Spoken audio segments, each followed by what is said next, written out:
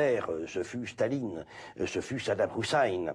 Et les milieux néoconservateurs américains, ces milieux chrétiens excessifs ou intégristes, qui n'ont pas hésité à rappeler que Bagdad, c'est l'antique Babylone, et qu'il y a une force du mal, un axe du mal, qui est une manière de présenter l'Antéchrist. Et des séries américaines, soit des séries télévisées, soit des séries de romans, les deux à la fois, continuent de porter très fortement à des millions d'exemplaires cette idée d'une lecture actuelle de l'Apocalypse.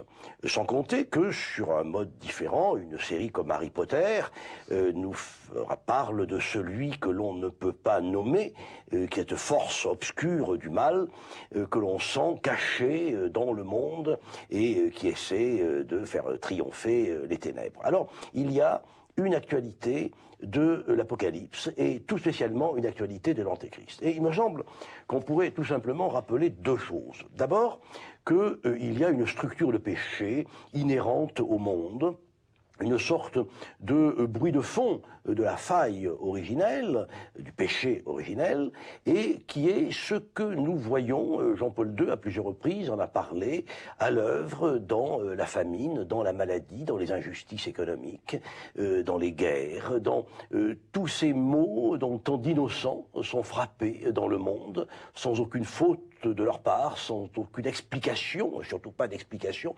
sinon cette présence obscure des forces du mal qui cherchent souvent à se dissimuler ou à se faire oublier, mais qui sont réellement présentes dans le poids de l'horreur dont le monde témoigne. Et en second lieu, il faudrait rappeler que le livre de l'Apocalypse, c'est cette grande liturgie eucharistique, cette messe sur le monde, pour reprendre l'expression de Teilhard de Chardin.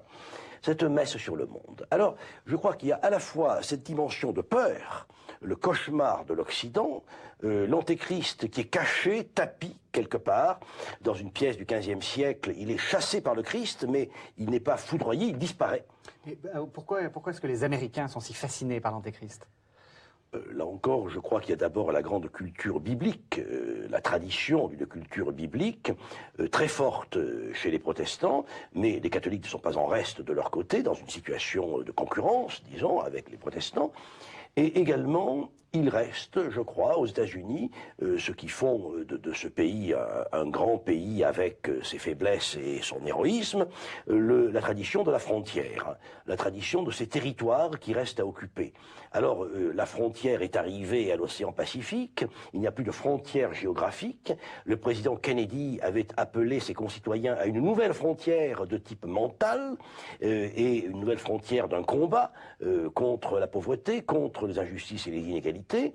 Et nous assistons aujourd'hui à une troisième frontière, qui est une frontière de l'imaginaire. Je dirais, il me semble, que le recul de la guerre des étoiles, la perte du rêve spatial américain, a conduit au Nouvel Âge, a conduit à cette recherche d'une frontière intérieure où le meilleur et le pire se mêlent. C'est souvent le pire quand il s'agit d'émissions de télévision, de livres grand public, tout ce qui peut aider les hommes d'aujourd'hui à se reconstruire un imaginaire.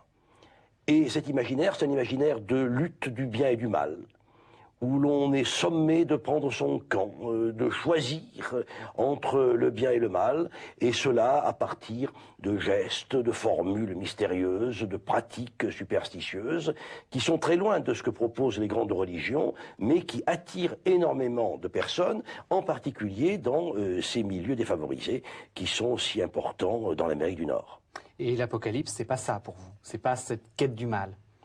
L'Apocalypse est un livre de la Bible, le dernier livre du Nouveau Testament, et il faut rappeler que c'est un message d'espoir. C'est un message d'espoir qui est lucide. Nous avons à affronter le mal, la persécution extérieure et la malice que nous portons en nous-mêmes. Et ces grands combats décrits dans l'Apocalypse, ce sont pour chacun de nous le combat intérieur d'abord. Des forces à l'œuvre en nous-mêmes, des forces de ténèbres, des forces de mal, qui sont toujours prêtes à prendre le dessus sur nos bonnes résolutions, sur notre bonne volonté.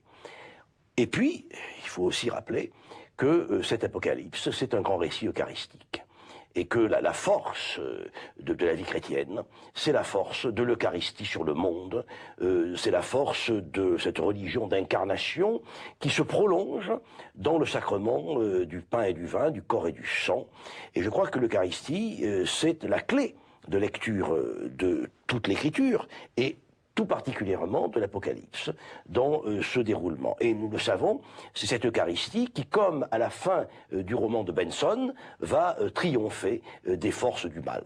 Les aéronefs de Julien Wenzelbourg ont envahi le ciel, obscurcissent l'horizon au-dessus du lac de Tibériade, et là, avec un catéchumène, un prêtre, le dernier pape, célébrant la messe, élève l'hostie contre ce ciel noir des avions menaçants qui portent des armes terribles. Ça a été écrit en 1900, il y a un siècle. Et en face de cela, cet homme en blanc, démuni, élève d'une main tremblante une hostie toute blanche aussi. Et je crois que c'est ce symbole, en face de toutes ces forces du mal, nous avons l'immense confiance que le Seigneur est avec nous. Maranatha, le Seigneur revient. Merci, Père Armagat.